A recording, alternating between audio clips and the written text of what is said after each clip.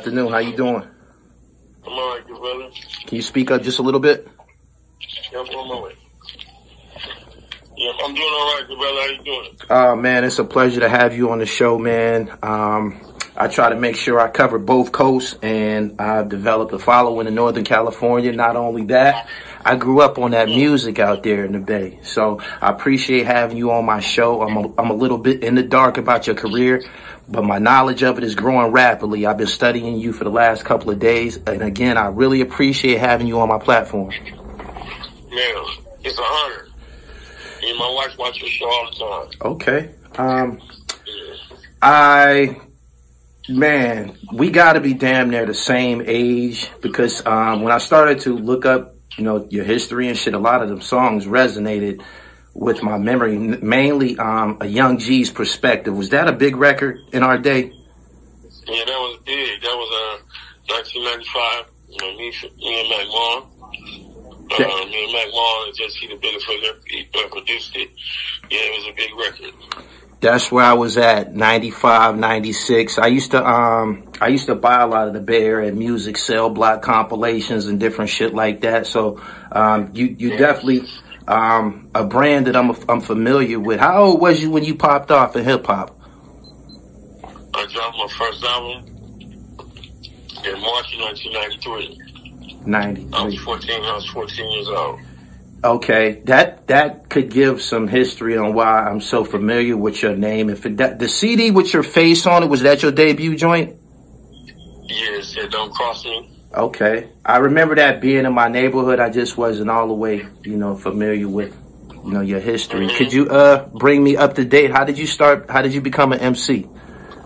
I started when I was young, probably about 12 years old. I wanted to make a name for myself in my neighborhood, and because you wasn't shit if you didn't have a name. Mm-hmm. You know what I mean? So everybody else's name was from dope dealing or playing basketball or part of a big family. So I didn't have a big family like that. My family got big as I started rapping, then everybody became my cousin. But before that, I didn't have no big family or nothing like that. So I just and Fillmore was a place where there was a lot of projects, before they tore them down. A lot of bullies, and then the thing was to bully and jump on people. So I wanted to be safe by having a good name. Okay. So you I started rapping, man. I started rapping when I was 10 or 11. So you born and raised in San Francisco? I was born in Oakland. Born in Oakland. Okay. Yeah, but I came to San Francisco when I was 2. Okay. And when you moved to San Francisco, you moved to the Fillmore? Yeah, my family already had been in Fillmore since the Great Migration in 1941. For those who are not familiar with the history of the Fillmore, could you bring them up to date on exactly what we're talking about? The Fillmore has a legendary history pertaining to vice and street people. So go ahead and bring them up to date, pimp. With Fillmore, I love my neighborhood, as you know. My great grandparents, they came on the Union Pacific during the Great Migration in 1941. They stayed in the West Side Projects. Fillmore is like Harlem in the West. That's what they call it. So it's just Harlem in the West. So there's been a lot of players, pimps, gangsters, musicians like Fillmore Slim. You know what I mean? He plays the guitar too. That's what he really do. Slim is a guitar player, but he ended up, he fell into the pimping. You feel what I'm saying? So, like any other place, in a big city, we just swagged out, man. Like Harlem in the West. If you know what Harlem is, people know about Harlem, right? Harlem in the West. You feel me? I'm gonna keep it 1,000 with you, right? When I started to look up your music and shit, of course, I looked up to some of the newer joints, and it brought me to a song called "Ain't Nobody Thuggin'," and immediately I got that funk vibe, that Bay Area funk vibe, and now I love that SOS Band remake. Whose idea was it to freak that SOS Band joint? It was my idea. Okay. Yeah, but we just used the producer. I think that's The producer really made that beat, Hydraulics. And do name Hydraulics. He actually was in the penitentiary. He making beats from inside jail. It's a trip. He sent that. Hold on, Sam. He sent that joint from the penitentiary. From the penitentiary in Seattle, yeah. God damn. Shout out to him. That's a first. That's a first. So, when he sent a beat home from the penitentiary, man, you take it and you turn it to magic, man. What's his response and shit? He be happy. And he got something to be happy about. He getting a check. And the shit is getting out there, so he be juiced. He be grateful. Okay. I checked out the video. I seen you had Lavish in there. Yeah, Lavish, that's my boy. I fuck with Lav. No doubt. Yeah, I fuck with Lav a long way. I like his music. Shout out to Lavish. You're an underdog. He's the underdog, man. Yeah, he's fire. I lived in the West Coast for about 9 months, and I got hip to him. I learned real fast that there was guys in Cali, the Bay Area especially, who got an East Coast skill set when it come to MCing. Like the MCs that come out of the Bay and the MCs that come from Los Angeles, it's a little different. Right. Do you agree? Yeah. We patterned ourselves out the East Coast. I grew up liking Big Daddy Kane. That's who I looked up to. Okay. See, when I played this joint, Ain't Nobody Thuggin' and shit, I probably listened to half of it, and then I stopped it, and I immediately typed in Mac Mall and San Quinn, because I looked at the way you was dressed, and I listened to the shit you was saying, and I'm like, I gotta hear him and Mac Mall together. When I typed it in, I seen y'all had a plethora of songs together. So the flavor is definitely vibrant, and it attracted me to everything that you're doing right now. Can you give me some history on the Fillmore as far as hip hop? I've noticed in an interview you mentioned some very colorful names. You mentioned OG, Space Age Gangsta, Sonny Boy. Are these Are these were those rappers? No, it was gangsters. The Space Age Gangsters is that's something that was about like in 83, 84, like in the late 70s. When I was just going to preschool and shit like that over there, they were called Red Light Bandits. So it was KY, who was really from New York, but he came to Fillmore, Mad Max, Larry Dorn. Them is OGs that they like 64 now. They 20 years older than me. Okay. But they set the precedence in the neighborhood. You know, they was robbing banks and, you know, jury heist, and, you know, sometimes they robbing drug dealers if the dealer wasn't holding it together. And Sonny Boy, he was known for hitting licks. His sister is the mayor of San Francisco. Wow. London Breed. That's his sister. Her brother's a real gangster. Damn. He got 44 years in jail. Wow. Can you, I didn't catch all of the names. You named about 10 niggas, man. They all sounded colorful and notorious and shit. Could you run by a few more names of those guys so my listeners can bring us up to date, man? I'll say it again. Yeah.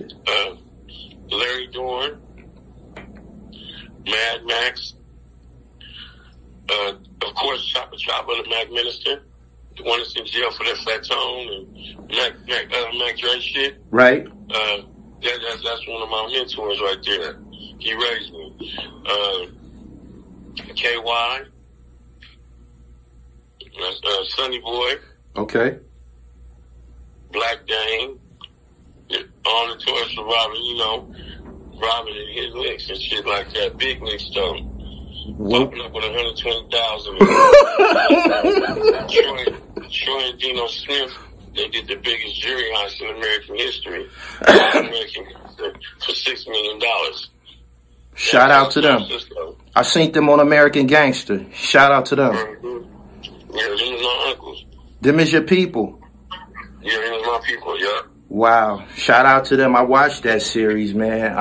I've watched it several times and shit. I like their style and shit. I think they ran on both coasts and everything when the heat was on. So yeah, I'm up on it. I noticed that it was a lot like New York. not to cut you off. Okay. They call it like Baby New York because of the BART trains, like the subways. You know what I mean? The big buildings. So when we get to New York, you feel it home. No doubt.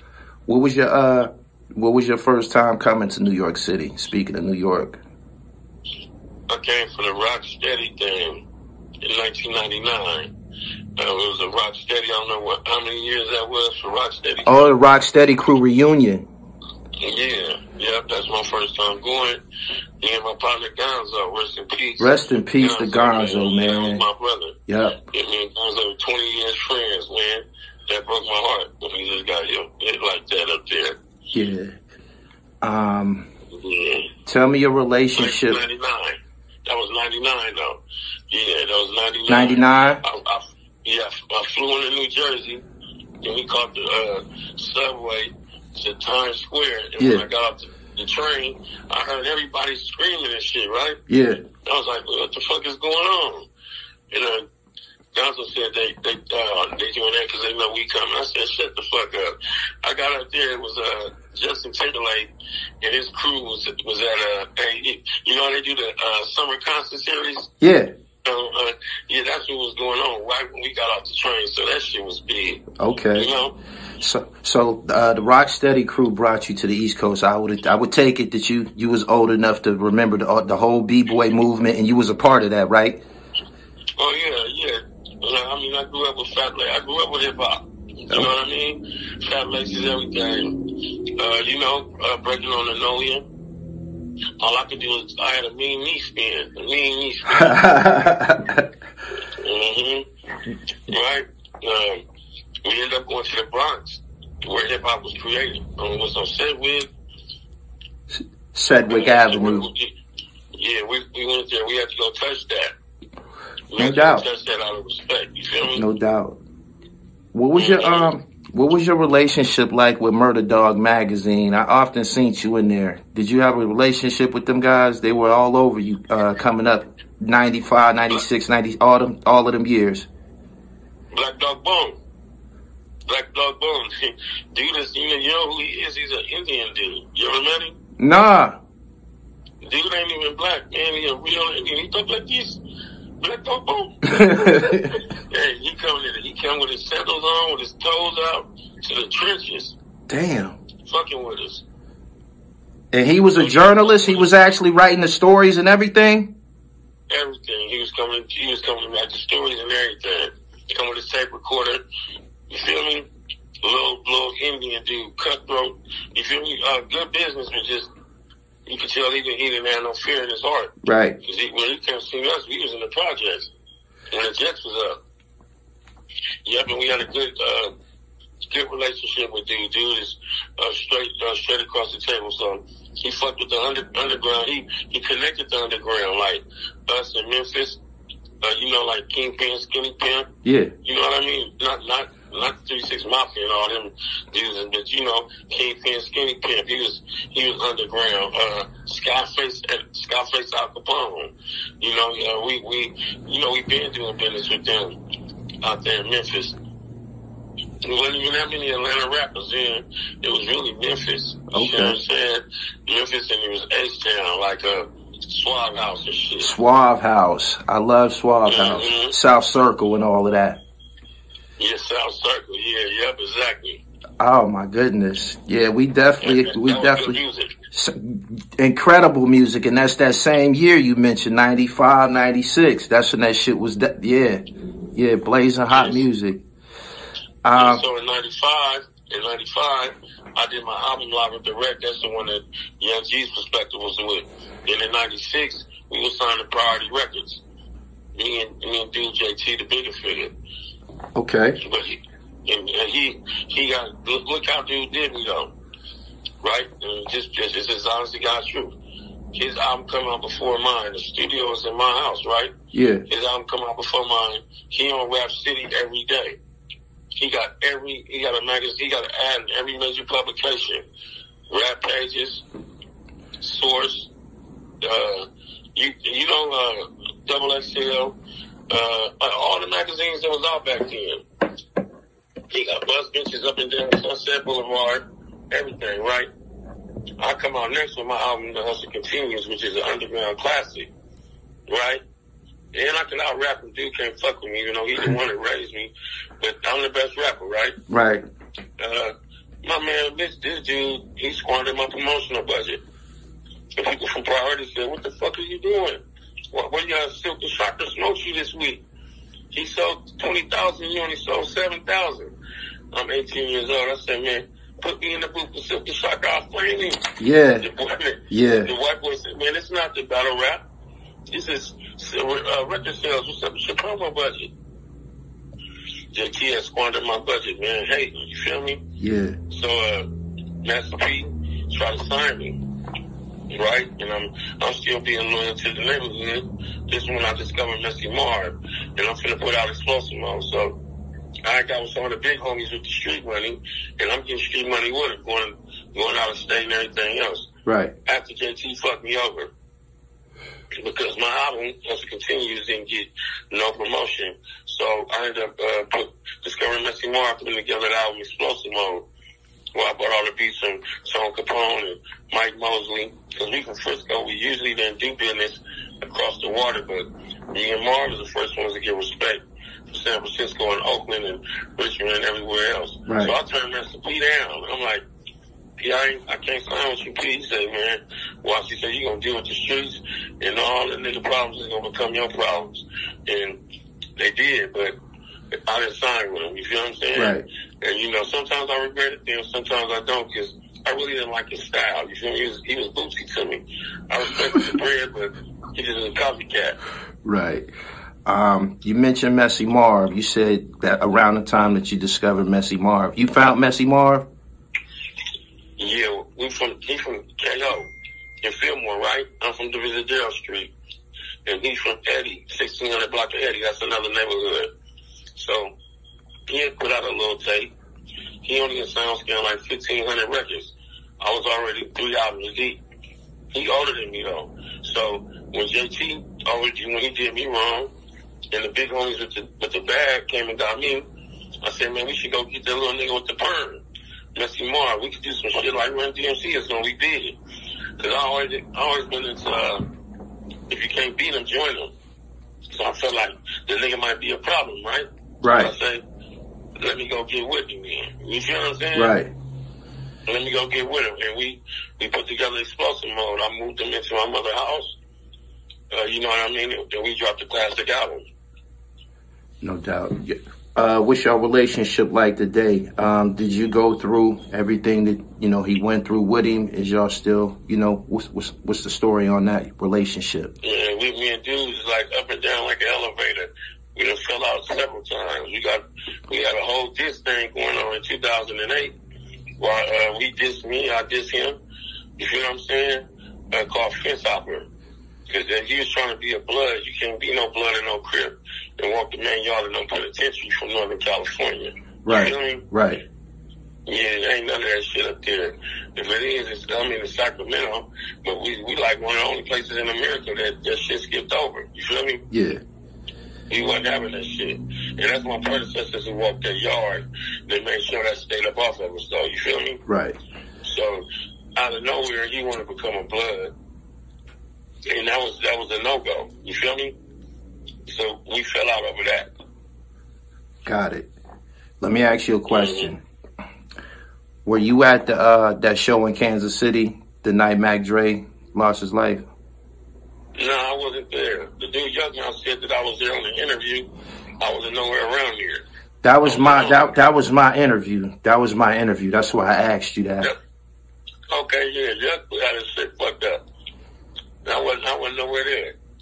Last time I seen Dre was September 26, 2004 in Seattle. Okay. What was your relationship like with Mac Dre? That was my partner, man. That nigga was funny as hell, and he was a gangster though too. Yeah, he was built to handle when needed, and that's how shit should be. You know what I mean? You shouldn't have to be gangster all day.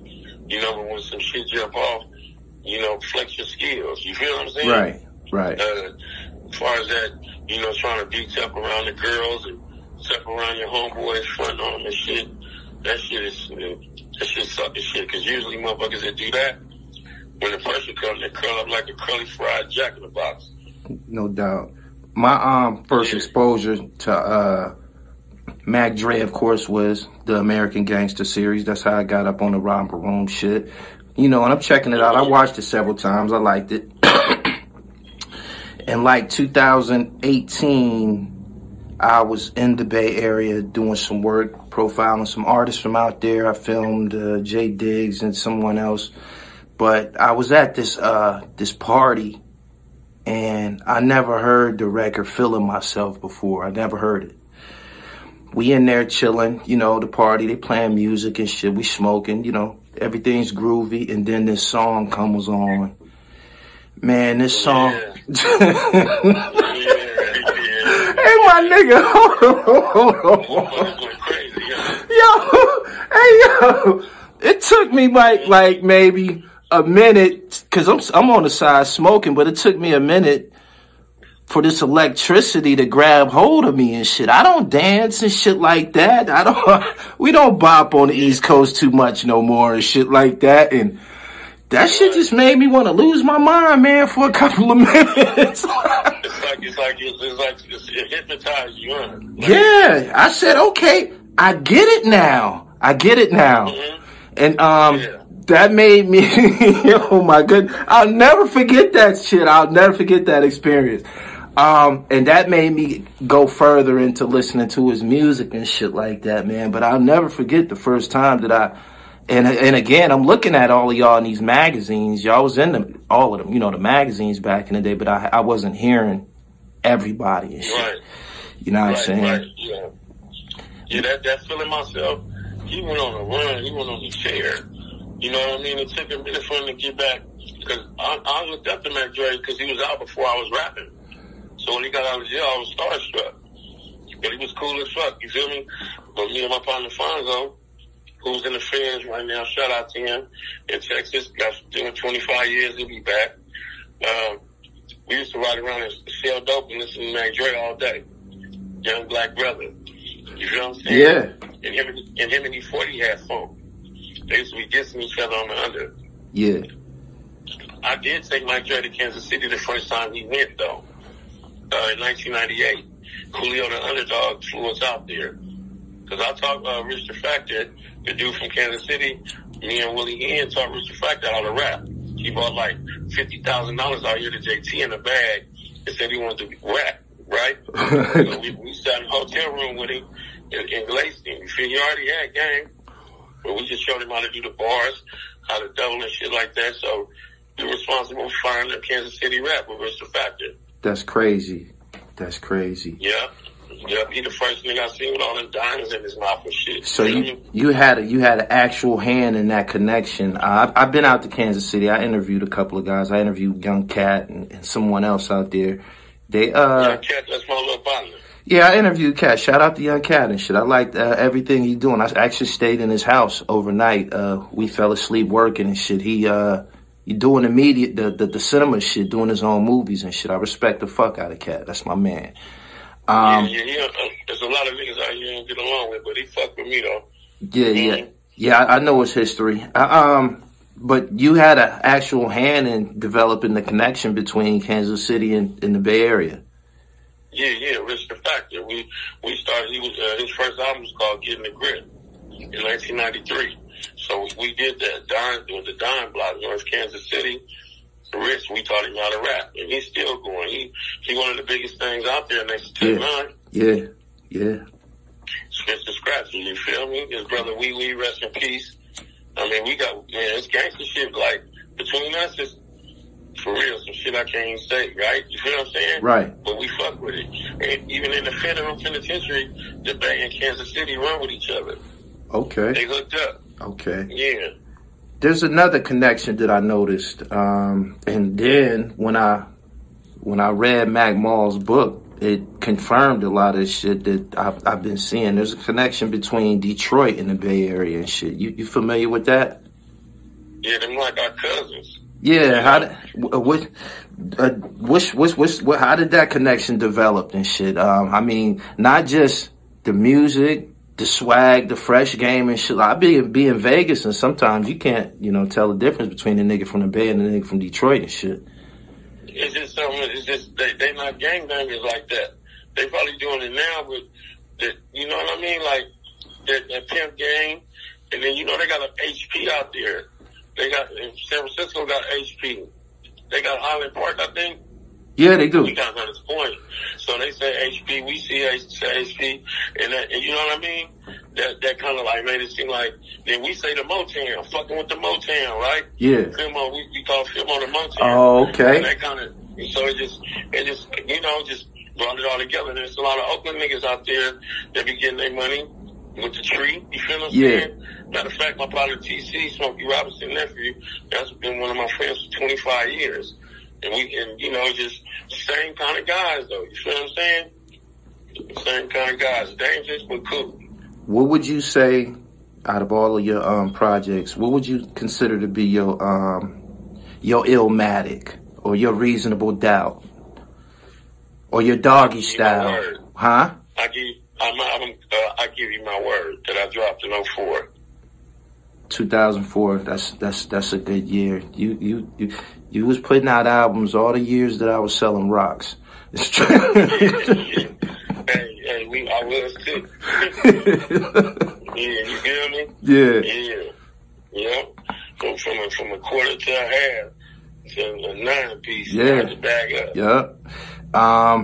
How did you come up with the name San Quinn? I got it when I was 12 years old from a White Mike. A dude named White Mike in a group called Boy Stiff. They like Sons of Mischief in San Francisco. You know, like backpackers, but they're from the streets. When I was 12 years old, he gave me that name, San Quinn. Okay. So I've been San Quinn since I was 32 years. Okay. Yeah. And that's how I remember I said I wanted a name for myself. Yeah. So I was going around rapping.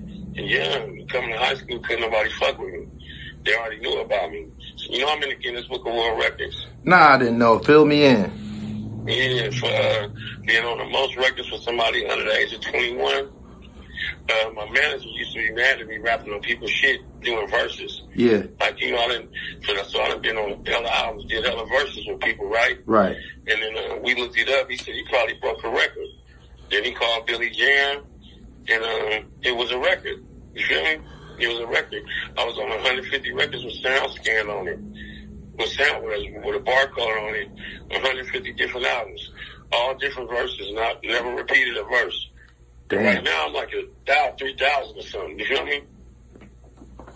No doubt. Yeah, I got over 3,000 songs. Like, you know what I mean? So, and that was the record. So, but you could be in the Guinness Book of World Records for fucking up. You know that, right? So, yeah. It don't come with no money. It's just a world record. Right. I appreciate it. Right. Give me some history on San Francisco hip hop. You just named a group that you said they were similar to Souls of Mischief. You got Messy Marv, you got yourself. Give me some history. Like, give me a short timeline. A short timeline. Yeah. Well, like who was first, and like then this.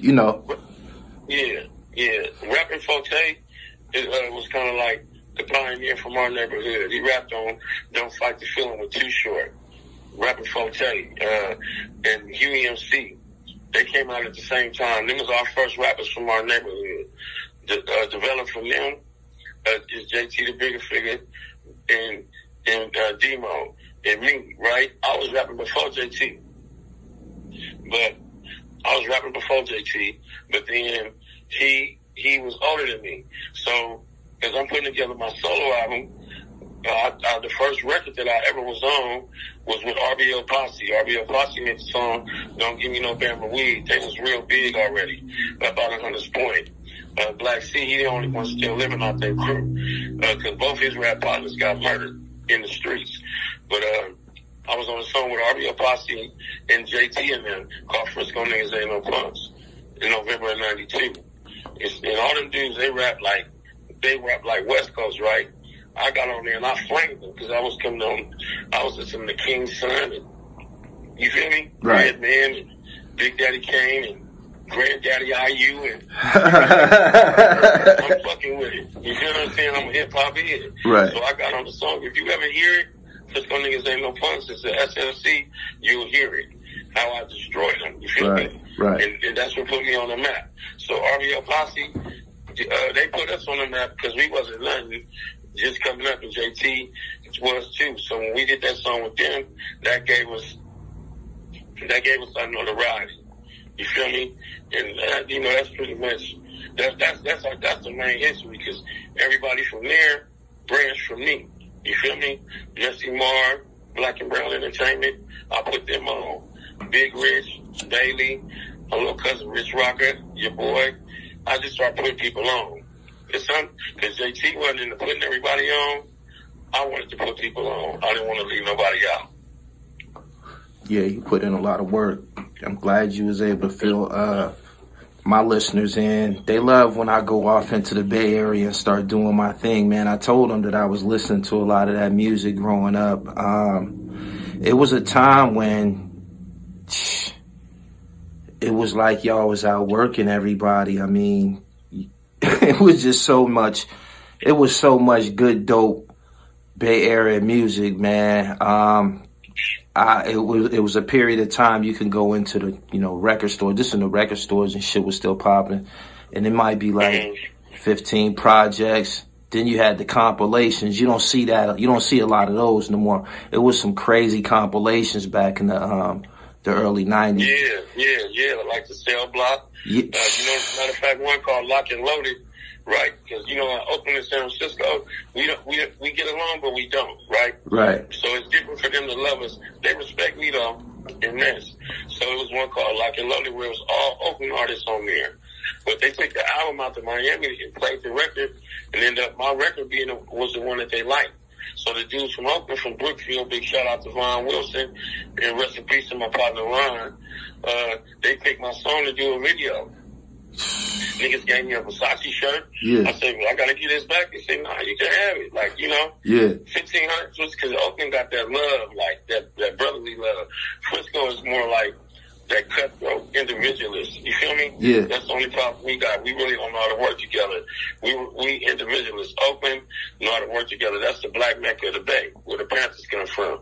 So when they did that video for me, it was, you know, the videos wasn't like now. It was a video with film. So it cost like $25,000-$30,000. And the song is called My G's. If you ever get to check it out, but the song was cold. I told her, motherfucker up.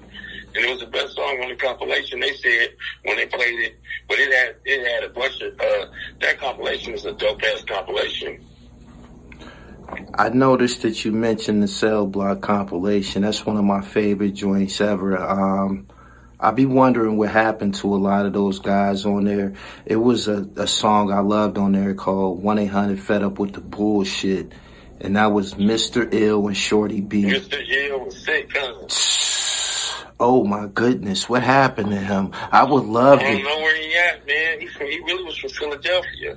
Oh, okay. He could be anywhere if he was from Philly, man. He had, man, that compilation was crazy. What was you doing that summer? I was on that compilation. Is that right? That right? Yeah. What song you was on? It's been a long time. What song you was on there? It was called What You See Is What You Get. Really though. Welcome to the planet that we call Filthy Mob. That one right there. I heard that. I'm down with that. Yeah. I'm down with that joint. Yeah. Damn. I was like 18 or 19 when I did that. I was about 18 when that shit was out. Who was responsible for that compilation? Like, who owned that? Who was behind that? There's a dude named Davey. This dude named Davey from West Oakland, I think. I know he had got shot in the back of the head, but he was alive still. Yeah, he had got shot in the back of the head before they did the compilation. His name was Davey. But I think Too Short just put that motherfucker back out. He got shot before the compilation dropped? Yeah, way before it did. That was his story, like he was telling me. He had a scar in the back of his head. Yeah. So, you know, he didn't want to pay. He didn't want to pay me. He took me to Aunt Banks' house and shit. That was big, because Aunt Banks was big. Yeah. That was Too Short's producer. That was, that compilation right there was basically like a DJ doo-wop tape on the East Coast. You know, because I had both. I was listening to both. You could just put that shit in, man, and niggas is going buck wild. Man, it's... Yeah, it has some cold MCs on there. Damn. Yeah. So that was like basically an underground mixtape that they put out nationally because it was on the East Coast for sale and shit. Yeah. They put it out nationally. I think they might have went through Selecto hits or something like that. Were you independent the whole time? Like when I was seeing you in those magazines back in the day, was that an independent budget, or you was in situations like you said you was 18, 17 and shit like that? So how was you able to? You was in a lot of fucking magazines, fam.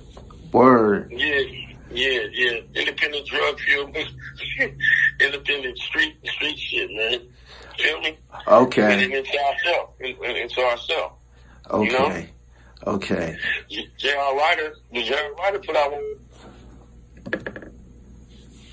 What you say? Quinn. Hello? Yeah. Sorry about that, Gully. Go ahead. I said, J.R. Ryder, the basketball player. Yeah. He put out my album, I Give You My Word. Is that right? Isaiah Ryder? Isaiah Ryder, sure enough. How'd you meet him? Yeah. How'd you meet him? That's one I did a piece on him on my Gully TV sports platform. Cold killer on that fucking basketball court. I was the reason his name was brought up is because I was talking about Bonzi Wells at first, and I was talking about how these are some of the guys that kind of gave Kobe problems. Like, Kobe was a defensive stopper too, but JR and then Bonzi Wells didn't give a fuck about Kobe. I'm a Lakers fan, so yeah. But how did you meet him? Because after the summer jam that we did in '94, I would be around E40 and them a lot because my father, rest in peace, used to date Sugar T. That was his broad. Okay. That's E40's sister. Yeah. So, actually, my father's the one that gave him that script. He gave him that because that was some of his slang. My father was like a dope dealer, but he seemed like a pimp. Right. You know what I'm saying? And he had a lot of real slick lingo. Yeah. So 40 and them embraced me. So I'm hanging around him after the summer jam. And here go this dude, J.R. Ryder, who won the dunk contest. I'm like, man, I'm telling him I know him. So he told me he know me. Oh, shit. Okay. I'm like, okay. So I was saying, we had been cool. I was like, man, at the end of every basketball season, I called him. I had his number in my head. Yeah. And try to get him to invest. You feel me? Yeah. Like, man, you need to put some music out. Right? And I just stayed at him. And one of them years, I think when he had kind of fell out the league, after he won that championship with the Lakers, yeah, he was like, man, let's do it. So we got Tone Capone and, man, I got 5 on it. And One Drop Scott. And we put together a studio at his mansion. And his $3.5 million mansion with the full view up in the Oakland Hills off of Tunnel Road. And then we did it. We put together that album. I give you my word, my best album to me to date. You feel what I'm saying? Because I put out an album called The Mighty Queen before that, yeah, which is a cool album, but I didn't have no creative control. I was 23 years old. I was upset. Keith the Sneak kind of blew me away with the High Tech album. So, I was ready to come back with a hard one. And I give you my word is that one. Okay. Damn. Yeah, you definitely put in work. You said overall you got like 3,000 songs. Yeah. And 10 solo albums. Like 30 collaboration albums. Damn. And you never repeated a verse. Have you ever put any effort or emphasis into putting out a label, having an actual label? Do you have a label or brand that you pushing? I did have a label. It was called Done Deal. Done Deal was my label. My brother Bailey was signed to me. The group Fully Loaded. That's Big Rich, Don Soriano, and Bailey.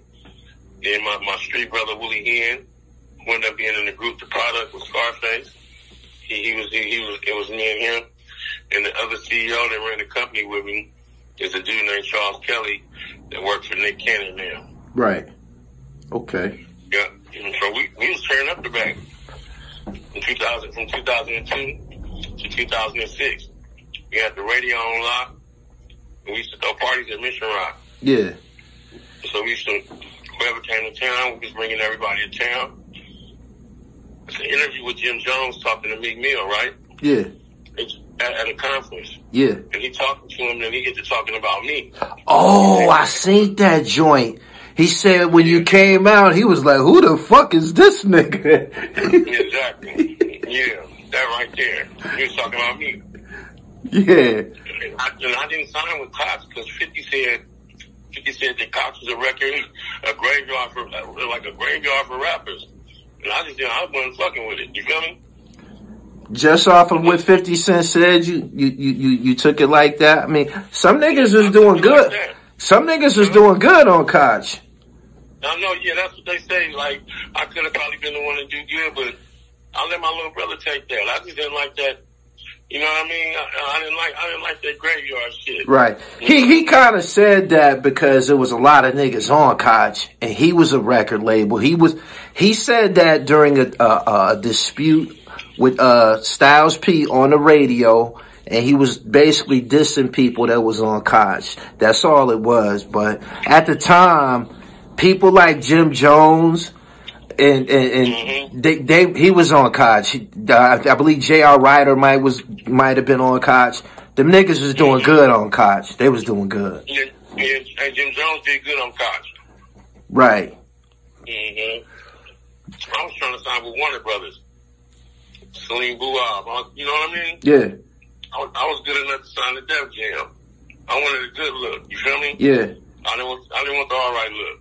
The way things are now, you got all types of people who are already rich, despite even being on major record labels. Like, oh yeah, the independent. Well, Ghazi at Empire, you want nobody. He used to just record our records.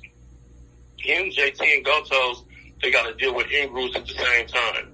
In-grooves where they only give in-grooves 5%, right? So they ain't got the deals. The only thing that Ghazi did different is that he was honest and he paid everybody.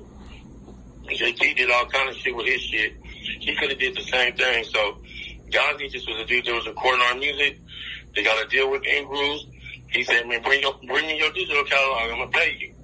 And he paid everybody. And now all he did was pay everybody on time. Yeah. And he's the biggest thing in the industry.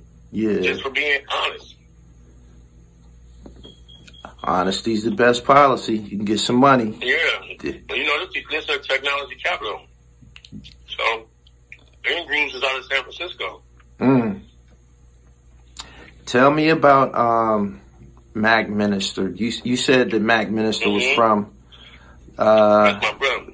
Okay, prior to that whole situation when he was on the street, I didn't know him as a rapper back then. I just when the situation happened, I believe that's when the world became aware of who he was or whatever.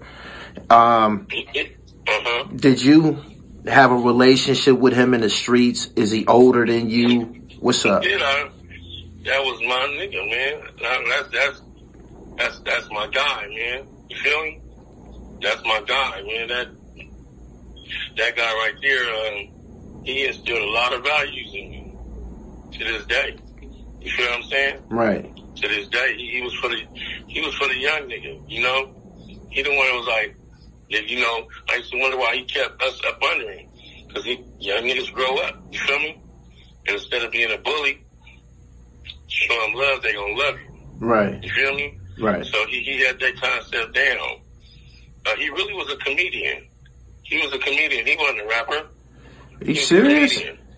Yeah, that's what he did, comedy. So why is he? They got him down as an artist. Yeah, it was all comedy. So you can't go online and hear a Mac Minister song? You can hear it, but if you hear it, it's gonna sound like he talking. Like, you know what I'm saying? It really is like a comedy album. He ain't no hardcore rapper. He'll recite some Tupac shit like he wrote it.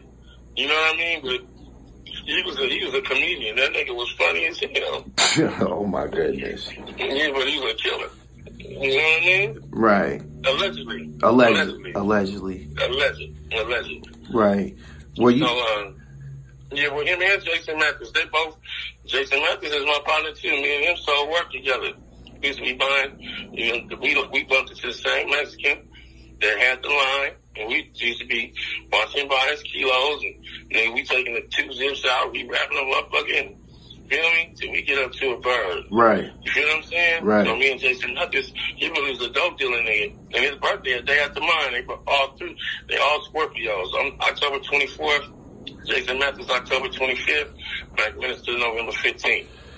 Wow. Yeah, I was with Jason Mathis the year before that shit happened in Vegas. In Vegas for my birthday. Yeah. For our birthday. Were you familiar with Fat Tone as a rapper before that situation happened, or you found out about him then? Yeah, I knew that fat nigga.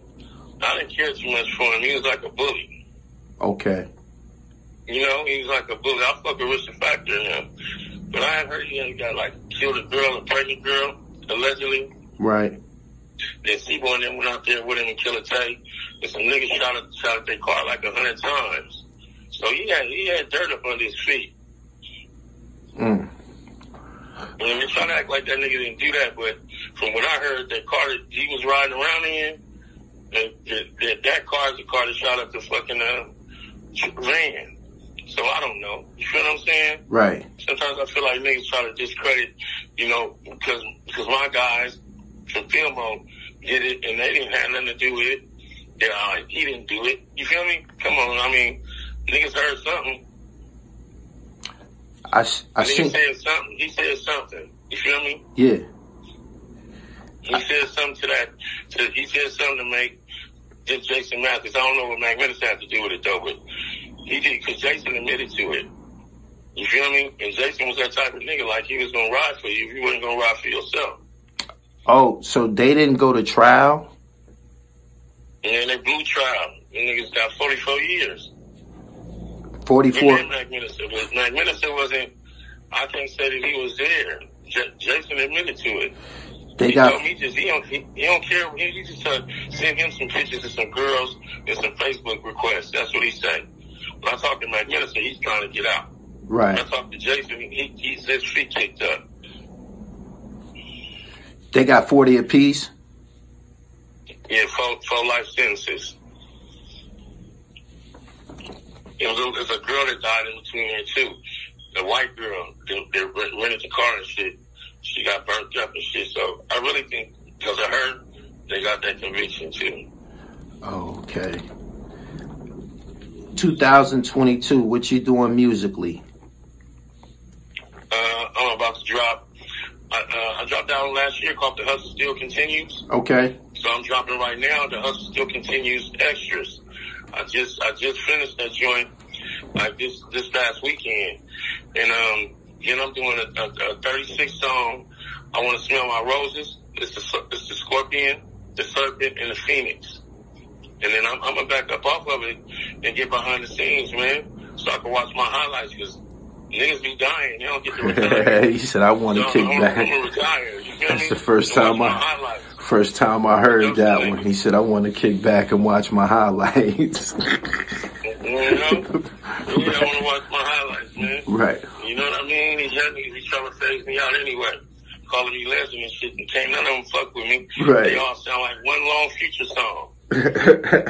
How you feel about the drill music situation that's kind of like sweeping the country? I mean, with New York, see New York going through what they're going through. It's hella man niggas dying like a motherfucker, man. Yeah. That shit's sad.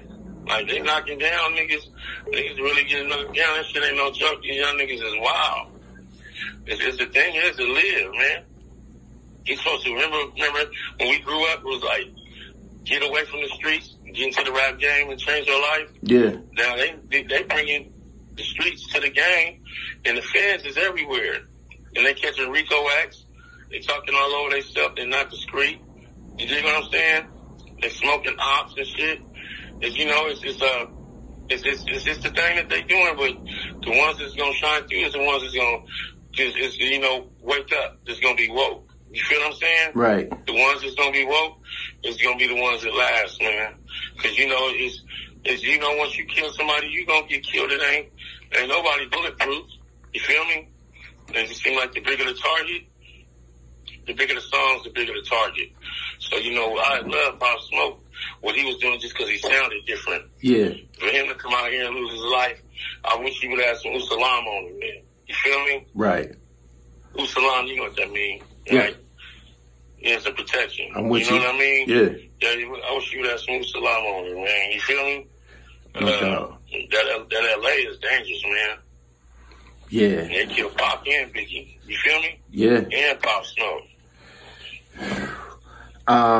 Fillmore Slim coming up out there in San Francisco. I'm pretty sure you had some interaction with him. Could you give my listeners some insight on the legendary Fillmore Slim? Man, I took Fillmore Slim to meet Snoop Dogg.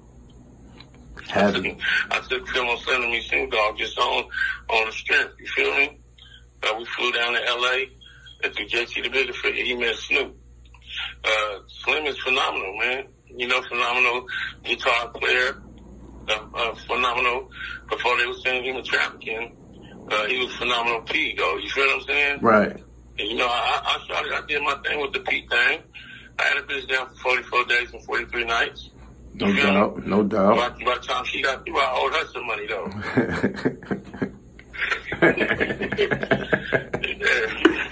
No doubt. It wasn't for me, man. You feel me? Right. Yeah. And I was doing a 50% thing because I'm known as a family man. So I was 50% doing it. You can't get 50% to nothing. You feel me? Right. Yeah, matter of fact, she was from Kansas City. She talked on that American Gangster. The bitch that was my hoe. The bitch named Priceless Diamonds. Right. Yeah. She was selling that butt for me, man. You're gonna have to handed it over. I'm gonna have to play that joint back. I'm gonna have to play that joint back. Yeah. Well, that's why when you see her running her mouth. Yeah, that was her. You dig what I'm saying? She was scandalous. Kansas City, they slick out there though. They slick. Missouri. Missouri, Minnesota. Minnesota remind me of the Bay Area too, because they got some slick players out there, man. Oh yeah, Minnesota. Yeah, there's some slick players in Minneapolis, Minnesota. That's where the time and then where Prince was from. Morris Day. He was on some shit back then. Okay. Yeah. They ain't got no rapper right now, though. You know what I mean? Right. And that's what I've been trying to tell them. That's really what me retiring and, backing up a little bit. I'm going to do a podcast called Channel 415. But I'm really going to go out there because I do have a deal with Empire. And I'm majoring in marketing and promotions because that's the whole game. Everything need marketing and promotions. Mm-hmm. McDonald's still run commercials for their hamburgers. They got over 1 billion served. Mm-hmm. You got to market and promote your product. Yeah. You can market and promote some bullshit. If it's well promoted, people gonna get it. Tell my listeners, if you have one, your top 5 Bay Area MCs of all time. You got a top 5? I'm number 1. Okay. Give me 4 more. Number 2, Honesty, E40. Number 3, Locksmith. Number 4, Willie Hen. Who? Willie Hen, Will Hen. He was in a group called The Product with Scarface. Okay. He was a label mate of mine. Okay. We both was just in the movie The Last Black Man in San Francisco, too, with Tashina Arnold, Mike Epps, and Danny Glover. It just came out. Okay. Got to check that out. Yep. The 5th one, number 5, who would I give that to? Yuck Mouth. Yeah, Yuck rap his ass off, yo. Rap his ass off. I thought Spice One would make it in that top 5. I ain't gonna lie, but Yuck Mouth is fire. Yeah. See, the thing with Spice One is just that studio gangster shit, man. He's soft as medicated Dr. Scott. I like Spice though, but he's soft though. I'm a gangster on accident, man. You know what I mean? He just he talked that shit, but he wasn't about that shit though. Okay. Could you tell? I respect what he did though. I did like his music, but it's just that, you know, for everybody I talked about, it's the real deal. You know, like thorough motherfuckers though. I'm saying Spice ain't a good person, but he just, that tough guy shit he used to be talking. With all due respect. With all due respect.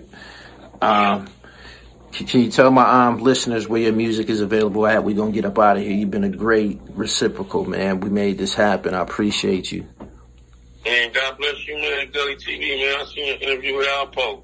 All this shit, man. You feel what I'm saying? That was mafia that you did that. We like what you do. They can check out my music on any digital platform. Any digital platform. I'm on everything. Shop with me on Tidal. You dig what I'm saying? Apple Music and whatever. We all over. We on every, YouTube.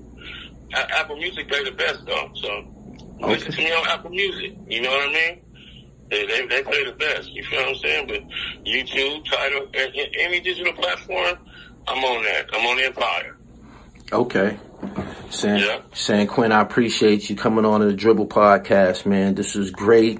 I can add this to my resume of Bay Area legendary interviews, man. I really, really appreciate us making this happen. Shout out to Mac Mall. I got to go listen to Young G's perspective when I get up out of here. But can you give me a drop? And I'm good. I appreciate you. Yeah, without a doubt. All right. Okay. Yeah, man, it's the Mighty San Quinn representing the mighty Fillmore district out of San Francisco. And you're watching Gully TV, man. Keep it gully, man, and put on your scully, man. All right. Appreciate you, Quinn. Peace. All right, Pete. Thank you. One.